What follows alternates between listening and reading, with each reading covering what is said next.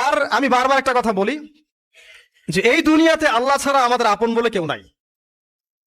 আপনি যাকে আপন মনে করেন না কেন, আমাদের সম্পর্ক আছে বাবার সাথে, মায়ের সাথে, স্ত্রী সন্তানদের সবার সাথে, আমাদের হক আছে, অধিকার আছে, সব ঠিক আছে।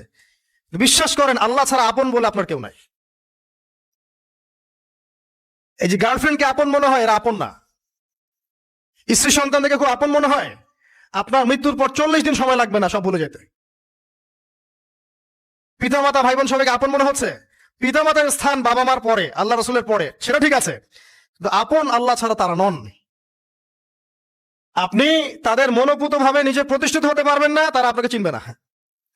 বলো সারাটা জীবন তোর পিছনে এত টাকা ঢাললাম, কি করলি? কিছু করতে পারলি না। আবার এখন যারা পিতামাতা হয়েছেন, সন্তানদেরকে আপন মনে হচ্ছে, দেখবেন এই সন্তানকে আপনি আপনার মনোপুত ভাবে সম্পত্তি দিতে পারবেন না, ভরণ পোষণ দিতে পারবেন না। এই সন্তান বড় হয়ে আপনাকে বৃদ্ধাশ্রমে পাঠাইতে পারে, নাউজুবিল্লাহ। অথবা আপনার সাথে এই সন্তানই খারাপ ব্যবহার করবে। আপন মনে হচ্ছে? আল্লাহ ছাড়া কেউ আপন না। আল্লাহ ছাড়া আপন কেউ না। আর আল্লাহ ছাড়া সত্যিকার অর্থে আপনাকে আমাকে ভালো কেউ বাসে না। শুধু আল্লাহ আপনাকে ভালোবাসেন। এটা আপনারা হারে হারে উপলব্ধি করবেন যত দিন যাবে ইনশাআল্লাহ। তাই শুধু সে আল্লাহর জন্যই নিজেকে খালেস করে দেন, আর যার যার হক তাকে তাকে দিয়ে দেন। দুনিয়াতে শান্তিতে থাকার ফিলোসফি বলছি, philosophy of happiness in this হায়াতুদ দুনিয়া, সেটা হচ্ছে যার যার হক তাকে তাকে দিয়ে দেন, নিজের হক আল্লাহর কাছে চেয়ে নেন। আর দুনিয়াকে আপন মনে করবেন না, আল্লাহ ছাড়া কাউকে আপন মনে করবেন না, আপনি সুখে থাকবেন ইনশাআল্লাহ। দুনিয়ার দাসত্ব করবেন, আল্লাহ ছাড়া অন্য মানুষদেরকে আপন মনে করে নিবেন, দেখবেন আপনি পদে পদে কষ্ট পাবেন। কারো কাছে আশা করেন না, কষ্ট পাবেন না। আমি এই প্রসঙ্গে কথাগুলো বললাম যে দুনিয়াকে আপন মনে করতে নাই, আর আল্লাহকে আপন মনে করতে হয়। আল্লাহকে আপন মনে করলে তখন আমার উপর কিছু দায়িত্ব চলে আসে। কি দায়িত্ব? আল্লাহ আমাকে সৃষ্টি করেছেন, রিজিক দিয়েছেন, লালন পালন করছেন, বাঁচিয়ে রেখেছেন, তার হাতে আমার মৃত্যু, তার হাতে সবকিছু। তো এখন আল্লাহ পাকের জন্য নিজের জীবনটাকে খালেজ করে নেওয়া, যেভাবে আল্লাহ পাক চলতে বলেছেন সেভাবে চলা, যেগুলোকে আল্লাহ পাক নিষেধ করেছেন বর্জন করা। আর রাসূলুল্লাহ সাল্লাল্লাহু আলাইহি ওয়াসাল্লামের সুন্নাহ আল্লাহ পাক রেখে দিয়েছেন আমাদের সামনে। এই সুন্নাহগুলো যদি আমরা অনুসরণ করতে পারি, ইনশাআল্লাহ এই দুনিয়াতে কিছু পাই বা না পাই, ইনশাআল্লাহ পরকালে আপনি আল্লাহর ক্ষমা পাবেন ইনশাআল্লাহ তাআলা। কোরআনের সূরাগুলার অর্থ সব খুতবায় বলা যায় না, সময় সংকলন হয় না। এত চমৎকার। ওয়াদ-দুহা সূরা আছে না, শপথ দ্বিপ্রহরের, ওয়াল-লাইলি ইযা সাজা, শপথ রাতের যখন সেটা আচ্ছাদিত হয়।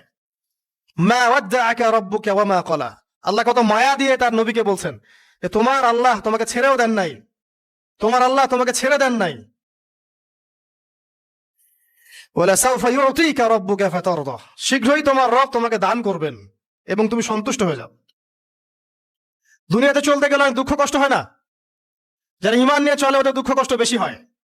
তা আল্লাহ বলছেন টেনশন করো না, কষ্ট পেও না, তোমার রব তোমাকে ছেড়ে দেননি।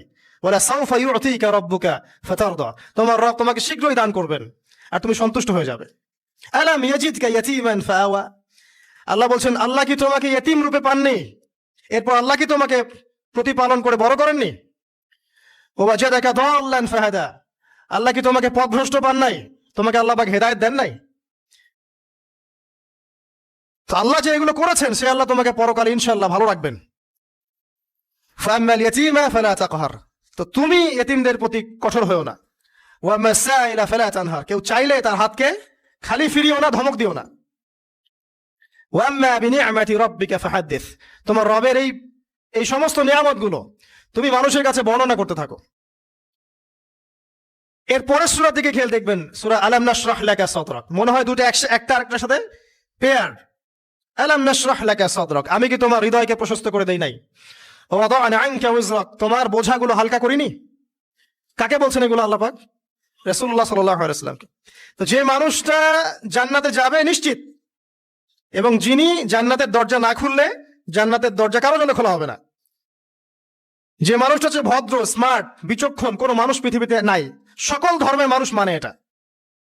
কিছু আছে শয়তান, মানুষ টুবি শয়তান, এরা মানে না, বাট দেখবেন ম্যাক্সিমাম মানুষই মানে, হোক সে ইহুদি বা খ্রিস্টান বা হিন্দুইজম বা মুসলিমরা তো মানেই, সবাই মানে যে মুহাম্মদ সাল্লাল্লাহু আলাইহি ওয়াসাল্লামের মতো স্মার্ট, বিচক্ষণ, ভদ্র সুচরিত্রের মানুষ পৃথিবীতে কোনোদিন আসেও নি, আসবেও না। তো সেই নবীর জীবনটা আপনি পড়ে দেখবেন, আর রাহিকুল মাখতুম বইটা, যে চড়াই আর উতরাই, খালি দুঃখ কষ্ট যন্ত্রণা লাঞ্ছনা কন্টিনিউয়াসলি। আমাদের নবী সাল্লাল্লাহু আলাইহি ওয়াসাল্লাম তো 1 মাস শান্তিতে ঘুমানো নাই নবী হওয়ার পরে। যখন তিনি মারা যান, ফাতিমা রাদিয়াল্লাহু আনহার কথা মনে আছে না? কানে কানে কি জানি বললেন। তখন আমাদের নবী একটা কথা বলেছিলেন, আমি এই বয়সে সে কথাটা বুঝি, মাদ্রাসা লাইফে ইউনিভার্সিটি লাইফে বুঝিনি। নবীজি বলেছিলেন তার মেয়েকে, ফাতিমা রাদিয়াল্লাহু আনহা তার কষ্ট দেখে কান্নাকাটি শুরু করলেন। আমাদের নবীজি তাকে কাছে ডেকে বললেন কানে কানে যে কি জানি একটা বললেন। তারপর ফাতিমা রাদিয়াল্লাহু আনহা চুপ করে গেলেন।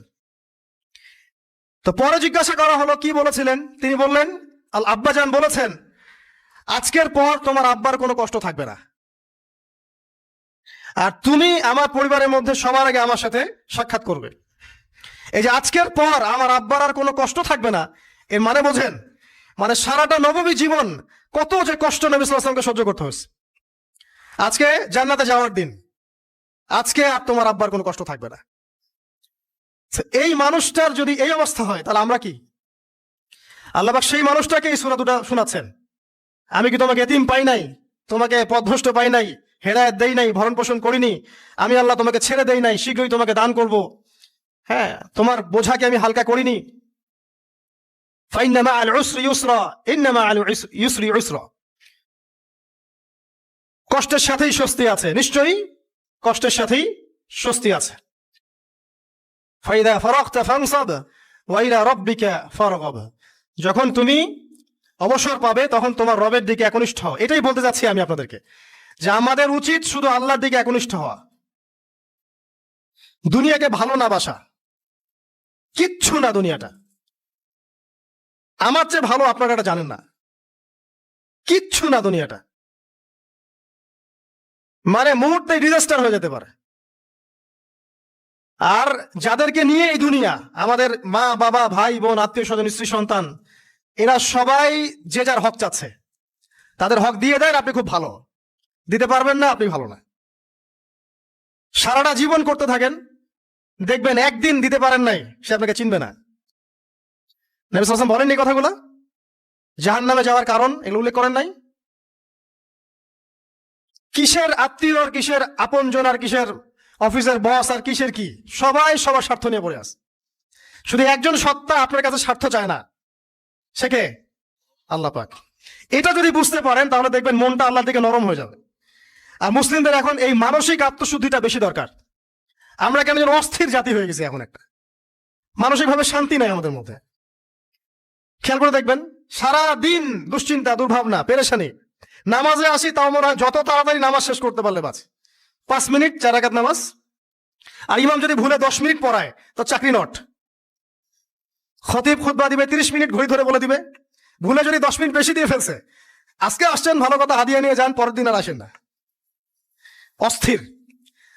অস্থিরতার কারণ দুনিয়ামুখিতা, আল্লাহ থেকে দূরে থাকা।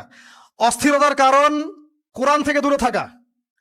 অস্থিরতার কারণ নিয়মিত সুন্নাহর উপর আমল না করা, ডেইলি জিকির আজগার গুলো না করা, ডেইলি কোরআন তেলাওয়াত না করা, হাদিস অনুবাদ সহ না পড়া, দিনের জ্ঞান চর্চা না করা, দিনী হালাকাগুলোর মধ্যে না বসা। অস্থিরতার অনেক কারণ, টাকা পয়সার পিছনে ছোটা, বাড়ি গাড়ি স্ট্যাটাসের পিছনে ছোটা, এবং এই লোভ এই লালসা আপনাকে স্থির থাকতে দিবে না।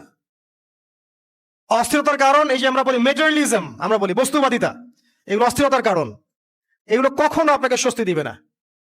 আপনি যত দৌড়াবেন দুনিয়ার পেছনে, দুনিয়া আপনার থেকে তত পালাতে থাকবে। আর আল্লাহ পাক বলেছেন, হে আদম সন্তান, আমার ইবাদতের জন্য সময় বের করো, আমি তোমাকে 2টা জিনিস দিব। 1 নাম্বার, তোমার হাতকে আমি সচ্ছলতা দিয়ে ভরে দিব, আর 2 নাম্বার, তোমার সমস্ত অভাব আমি দূর করে দিব। যে ব্যক্তি আল্লাহর জন্য সময় দেয়, আল্লাহর জন্য বাঁচে, আল্লাহর জন্য মরে, সব কাজ আল্লাহর সন্তুষ্টির জন্য করে, দেখবেন ও মনের মধ্যে শান্তি আছে। হয়তোবা তার 5 তলা 10 তলা বাড়ি নাই, BMW নাই, সুজুকি জিক্সার নাই, তারপরে দেখবেন সে অনেক শান্তিতে আছে, কারণ তার মনের মধ্যে একটা প্রশান্তি কাজ করে। আর যে ব্যক্তির মধ্যে দেখবেন আল্লাহর কনসিয়াসনেস নাই, ইবাদত নাই, কোরআন সুন্নাহ এগুলো কিচ্ছু নাই, দুনিয়ার সব আছে, দেখবেন ব্যাংক ব্যালেন্স, টাকা পয়সা, মনে শান্তি নাই। এই মনের শান্তিটাকেই উসমান রাদিয়াল্লাহু আনহু বলতেন যে আল গিনা, মানে ধনাঢ্য, ধনী বলি না আমরা, এটাই হচ্ছে ধন। কিছু না।